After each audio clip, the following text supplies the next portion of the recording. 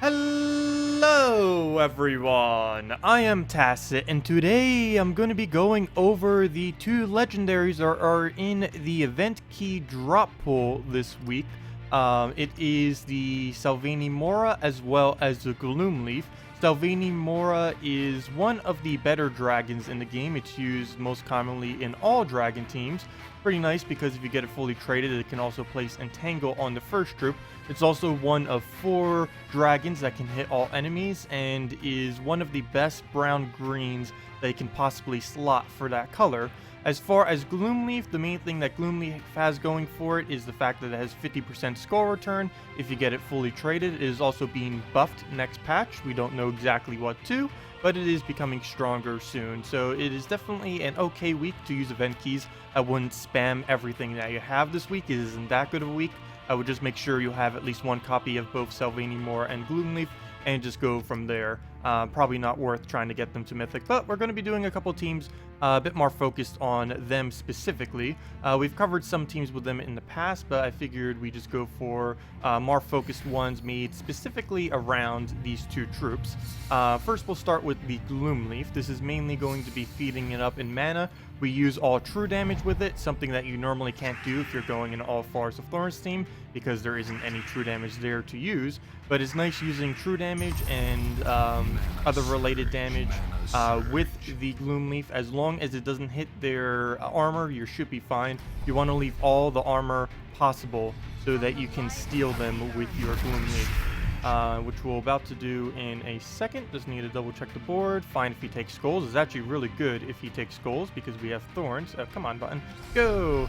And we'll just steal all the armor. We'll be able to get that at least one more time, if not 2. As you can see, he does get reflected some of the damage from the skulls that he did. Currently, the only 2 troops that can do any kind of reflection like this is the Hydra as well as the Gloom Leaf itself. We do want to minimize how much we use it though. Well, first, should have taken those greens.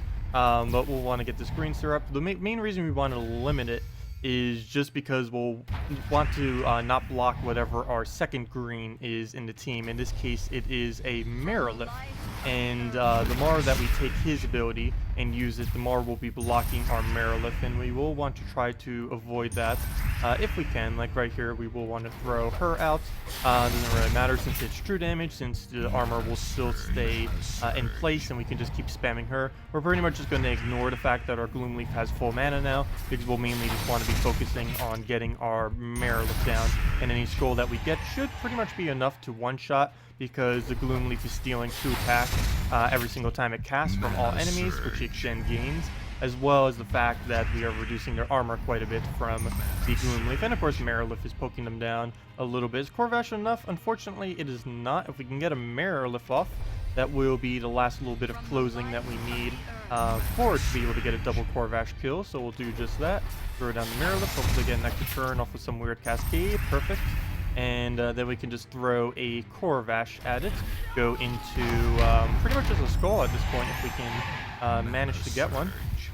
Would probably be fine, but we'll throw a Merilith just to get it down just a little bit further. And nope, didn't get a skull out of that. He does though, and he'll just hit himself because of the thorns. And now, as long as we can just get one more skull, we should be good to go. Come on, drop, and yes, we get it. So we just take that out. Take our skull, and that is Gloom Leaf. As far as using it with all Forest of Thorns, it's kind of okay. I do prefer using Gloom Leaf in a mix of teams, where, you know, with other kingdoms and stuff like that. Green Seer, you normally do want to use with it, either Green Seer or Hellcat, something to be able to feed it its mana, since it does have a pretty high mana cost, for especially for how little it does at a 17 cost, so you do want to be wary of that. Looks like we have some freeze. So that's actually perfect with this team. We're going to be going in with Borealis, Bone Dragon, Courage, and Sylvanimora. You can slot out the Courage for a Red Dragon if you want, if you don't have a fully traded Courage. It doesn't even need to be fully traded, but it is a bit more beneficial since we will be able to utilize the extra attack and life from the Skull Spam. But one pretty nice thing about Sylvanimora, which, if I'm not mistaken, is a feature, not a glitch. I believe they have confirmed that. But if you do a skull spam and you end up killing, let's say, the first trip, let's say we end up killing Corvash with that skull spam, the Kraken would then be entangled. because it'll just kill that out with the skull spam, but the actual extra turn from him when fully traded, the entangle will then go into the Kraken, so you don't actually waste his entangle, which is pretty nice. Nice little feature. You can utilize it whenever you're using skull spam teams. Bone Dragon's the main one you would really be utilizing it with. I guess you could also do it with a Shagra if you don't have a Bone Dragon, and you'd still be able to go all dragons if you wanted to. So right now we do want to focus on getting up our Bone Dragon's mana, and we do indeed get it. We can even throw down Borealis. One nice thing about Borealis is if you get them frozen and you have them fully traded, he does do triple the skull damage, which essentially means every skull we do will kill one of them. We won't be able to freeze Queen Mab, so it might not be too useful. We will throw it down now though. There's no way he can actually freeze our first lot since he does have insulated. So even if he does somehow get that from his Queen Map from an extra turn right here, which he doesn't, it still wouldn't have been a big a deal.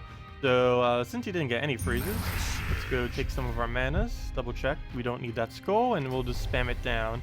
Unfortunately, the Borealis did hit that armor, which I was going to aim at. As you can see with the skull spam, as I just said earlier, we killed the Corvash, but it entangled the Kraken, which is one really nice thing, and you can see we did it again. We killed the first troop, but the entangle from Sylvanimora hit the Queen Mab, and you can just keep doing that. Works out pretty nicely. Unfortunately, since Queen Mab cannot be frozen, this will not actually kill her. But this will if we do double. And can we really get another skull? Can we kill it out with one skull spam? Ooh, no, there's nowheres where we can get that last little skull, unless we get lucky right here. Oh, that luck! Well, there you go. That is that team right there. That's about as perfect as it could have gone, so pretty nice.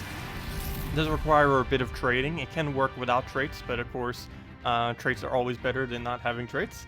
And let's go into the last team. I can't show Sylvanimora team without showing an all-dragon team. He is really strong with dragons. He's one of 4 dragons that can hit all enemies for physical damage. There's also Vinoxia that can hit all enemies for true damage, though it's only 4. And there's also Venberic, which can hit all enemies, but is normally not used due to the fact that it has 0 board control. And it also has the least amount of damage compared to any other of these dragons that hit all enemies, so it tends to go pretty unused compared to these. But you're probably pretty familiar with this team. I have used it quite a bit. Sylvanimora is really useful in this kind of team. If you happen to not have a Sylvanimora, one pretty good thing, if you don't happen to get it this week, is a Dragontar.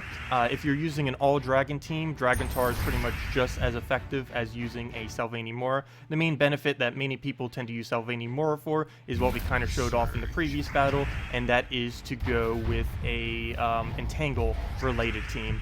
Entangle Skull Spam with Sylvanimora is about the strongest team you can really make that isn't dragon related, and the team that we just did previously was pretty much just that. There are a few other variants that you can do, but as long as you have something that can Skull Spam and do something pretty similar, it'll give a similar result. But we'll just throw that down, get our barriers up, shield our entire team right there, and hopefully we can get the last of our Dragon Soul mana. Really going to be needing that. Good, we can take it off of purple, we'll explode the board, get into some nice board clear, and hopefully we'll have a nice cascade that we can use, or at least any kind of board that we can use here. Didn't really explode that much. We at least got Kristarnex up, so hopefully that'll be able to set up something such as... I guess we'll take out these browns. We won't get the purple up there, but we'll get the red. And that might cascade into one? No, it doesn't. Oh, yes, it does. Okay, good. It did cascade into that purple. So we'll just explode that out. Get another Kristarnex off and just keep looping that. Haven't really even gotten to use the Sylvanimora to utilize it that much. It's kind of just there for the backup and for the AoE, since he can, of course, hit all enemies. Doesn't look like we'll really be able to get him up unless this happens to get him. Nope, 1 mana short. Really? We can't even finish with you? Couldn't have given us that one little bit of mana. Well, we'll just have to end it with a Kristarnex then, because it seems like it doesn't want to give us all mana. But throw that down. Good to go. And that's definitely enough damage. Didn't get any good cascade, but we don't need it since the battle is already done.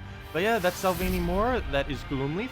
I would definitely advise getting both of them if you don't already have them. If you do already have both, you really don't need to use your event keys this week. It'd probably be better off just saving them for future content, as you don't tend to get an excessive amount of event keys. Of course, if you are going to spend them, you'd probably want to do them in 50 bulks if you're buying them with gems, as they do give a slight discount in doing so. Anyways, that'll wrap it up for this video. If you guys have any other questions, feel free to leave it in the comment section below. Thank you all so much for watching, and have a wonderful day.